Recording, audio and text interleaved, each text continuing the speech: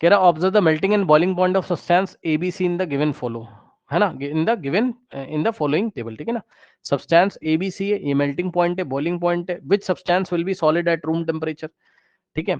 Room temperature पे कौन सा सब्सटेंस जो है सॉलिड है। अब देखो जरा देखो, and which substance will be liquid at room temperature.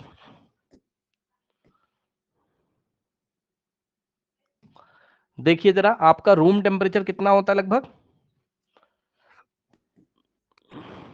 बताओ। 25 या 27। हाँ 25-27 के आसपास मान लो, चलो 25 मान लें। अब देखो जरा हाँ बच्चों, जी। तो बहुत आसान है यार, क्या दिक्कत है बताओ, बहुत आसान है। कह रहा which substances will be solid at room temperature, ठीक। तो सॉलिड देखो जब मेल्ट हो रहा होता है, जिस टाइम मेल्ट हो रहा होता है, जिस टाइम क्या हो रहा होता है, मेल्ट,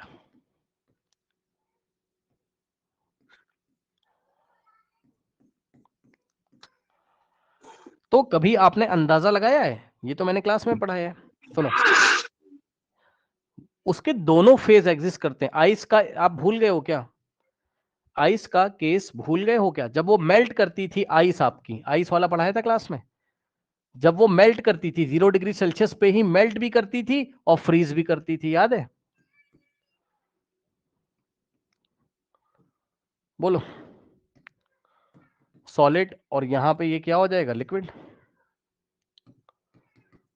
बोलिए।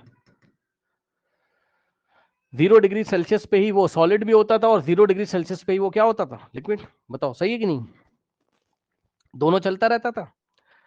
यानी कि कोई 0 डिग्री सेल्सियस आइस का मेल्टिंग पॉइंट होता था, बताओ। 0 डिग्री सेल्सियस ही आइस का क्या होता था, melting point.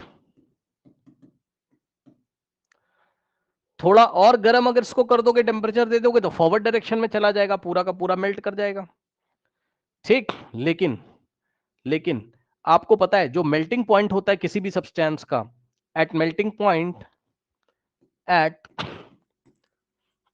Melting point, both means, both का मतलब सॉलिड एंड लिक्विड,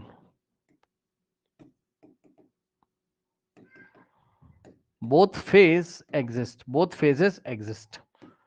दोनों ही फेज एग्जिस्ट करती थी कि नहीं करती थी, बताइए। दोनों ही फेज एग्जिस्ट करती थी कि नहीं करती थी, बताइए, बोलिए। Yes sir. तो अब आ जाओ जरा, यानी कि मेल्टिंग पॉइंट, ए का मेल्टिंग पॉइंट -200 है, बी का मेल्टिंग पॉइंट 250 है, और सी का मेल्टिंग पॉइंट कितना है, -20। तो मेल्टिंग पॉइंट पे आपको क्या क्या मिलेगा बताओ, उसका सॉलिड फेज भी मिलेगा और प्लस लिक्विड भी मिलेगा। तो अब बताओ, ये 250 है, तो 250 रूम टेम्परेचर, अगर ये 250 पे सॉलिड और लिक्विड दोनों दे रहा है, कौन, बी, तो 250 से लेस जब होगा तो आपको सॉलिड और सॉलिड नहीं देगा, ये पक्का, बताओ।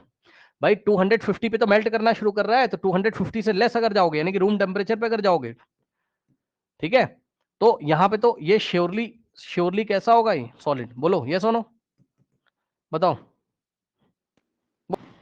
सी -20 पे ही मेल्ट करने लगता है, यानी कि -20 से लेस जब होगा तब सॉलिड होगा। जैसे कि -20 से लेस का मतलब -30, नंबर लाइन पे जाके देखिए, -20 से छोटा -30 -40 ये सब होता है, तो 25 इससे बड़ा पड़ जाएगा। जब -20 पे मेल्ट करना शुरू करा है तो 25 पे तो ये कैसा होगा, लिक्विड हो जाएगा। तो बताओ कौन सा सब्सटेंस सॉलिड है रूम टेम्परेचर पे, कौन सा सब्सटेंस सॉलिड है, B.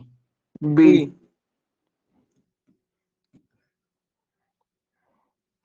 Which substance will be liquid at room temperature, इसका स्क्रीनशॉट ले लीजिए, लेना हो तो अच्छा सी। सवाल है तो।